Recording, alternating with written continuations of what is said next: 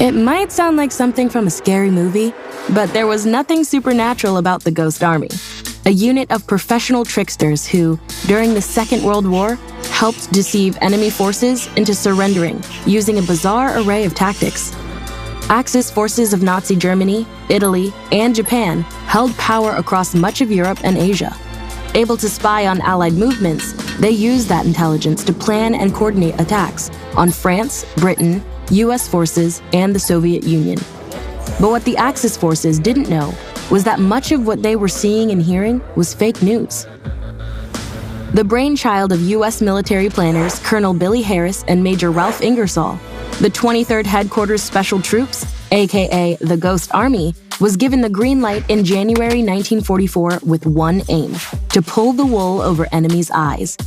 Made up of more than 1,000 hand-picked artists, designers, engineers, and soldiers, this top-secret tactical deception unit was described as a traveling roadshow, and for good reason.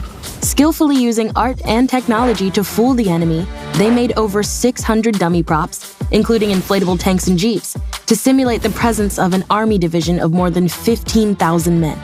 They employed sound effects and loudspeakers to give the impression that Allied armies were much bigger than they actually were, and deliberately sent false information over the radio waves for the enemies to intercept.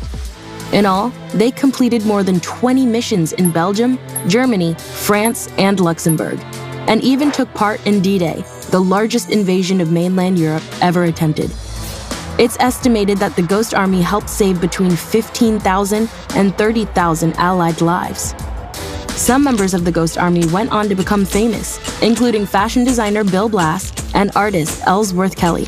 Sworn to secrecy for 50 years, their contribution was never discussed, even with friends and family. In 2022, President Joe Biden signed the Ghost Army Congressional Gold Medal Act into law, openly recognizing the soldiers who perfected the art of war. Why do you think the Ghost Army had to keep their wartime exploits secret for so long?